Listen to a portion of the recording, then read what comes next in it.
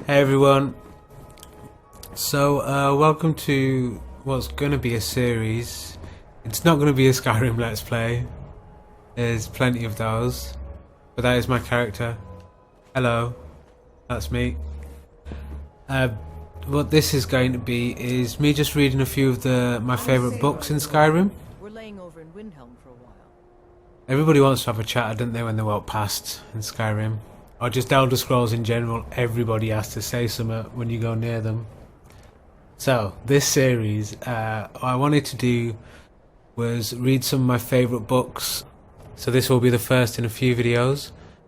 So if we go to our items, go to books, and I think the first one I'm going to do, so The Cake and the Diamond by Athin Muendil. I was in the Rat and Pot, a foreigner corner club in Alderoon, talking to my fellow rats when I first saw the woman. Now, Breton women are fairly common in the Rat and the Pot. As a breed, they seem inclined to wander far from their perches in High Rock. Old Breton women, however, are not so migratory, and the wizened old biddy drew attention to herself, wandering about the room talking to everyone. Nimloth and Odiad were at their usual places, drinking their usual stuff.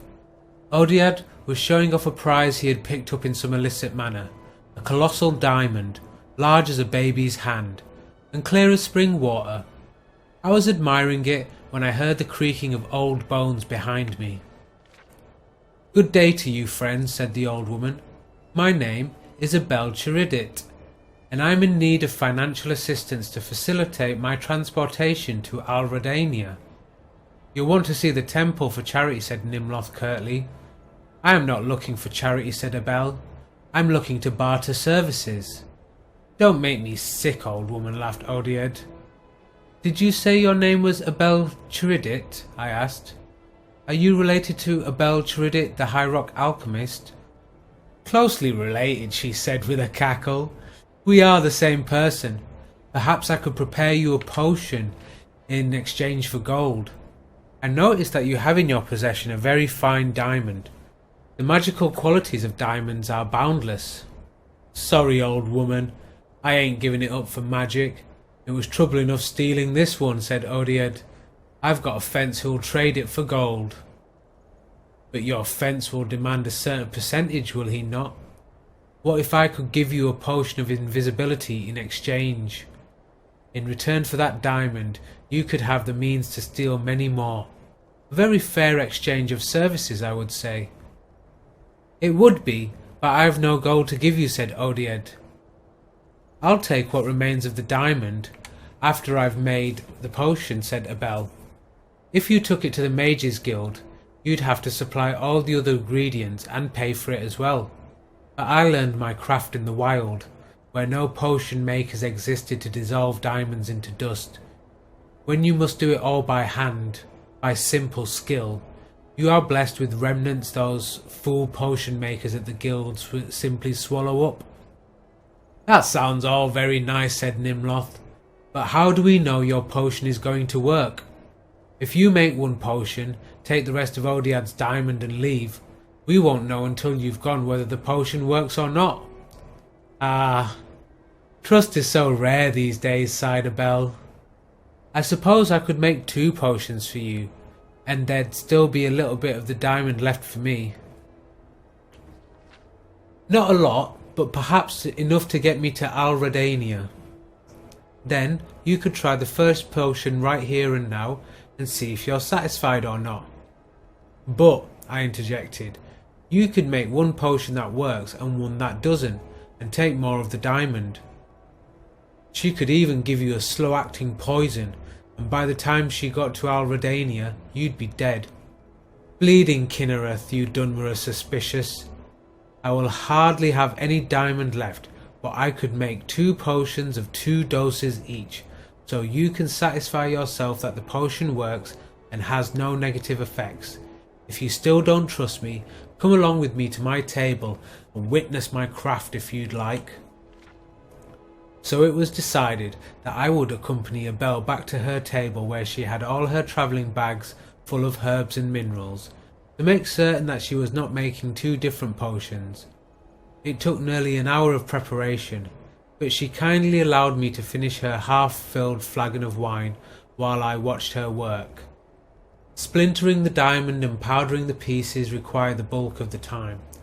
Over and over again she waved her gnarled hands over the gem, intoning ancient enchantments, breaking the facets of the stone into smaller and smaller pieces. Separately, she made pastes of minced bittergreen, crushed red bulbs of Del Arco spay, and driblets of Siciliani oil. I finished the wine. "Old woman," I finally said with a sigh, "how much longer is this going to take? I'm getting tired of watching you work." "The Mages Guild has fooled the populace into thinking alchemy is a science," she said. "But if you're tired, rest your eyes." My eyes closed, seemingly of their own volition, but there had been something in that wine, something that made me do what she asked. "I think I'll make up the potion as cakes. It's much more potent that way. Now, tell me, young man, what will your friends do once I give them the potion?" "Mug you in the street afterwards to retrieve the rest of the diamond," I said simply. I didn't want to tell the truth, but there it was. I thought so, but I wanted to be certain. "You may open your eyes now." I opened my eyes. Abel had made a small presentation on a wooden platter, 2 small cakes and a silver cutting knife. "Pick up the cakes and bring them to the table," said Abel, "and don't say anything except to agree with whatever I say." I did as I was told. It was a curious sensation. I didn't really mind being her puppet. Of course, in retrospect, I resent it, but it seemed perfectly natural at the time to obey without question. Abel handed the cakes to Odiad, and I dutifully verified that both cakes were made the same way. She suggested that he cut one of the cakes in half, and she would take one piece and he'd take the other, just so he would know that they worked and weren't poisoned. Odiad thought it was a good idea, and used Abel's knife to cut the cake. Abel took the piece on the left and popped into her mouth. Odiad took the piece on the right and swallowed it more cautiously. Abel and all the bags she was carrying vanished from sight almost instantly. Nothing happened to Odiad. "Why did it work for the witch and not for me?" cried Odiad. "Because the diamond dust was only on the left-hand side of the blade," said the old alchemist through me. I felt her control lessening as the distance grew and she hurried invisibly down the dark Aldrun street away from the rat and the pot. We never found Abel Chiridit or the diamond. Whether she completed her pilgrimage to Al Redania is anyone's guess. The cakes had no effect, except to give Odiad a bad case of droops that lasted for nearly a week. Yeah, it's a good little story. So, thanks for watching. I'm back next time.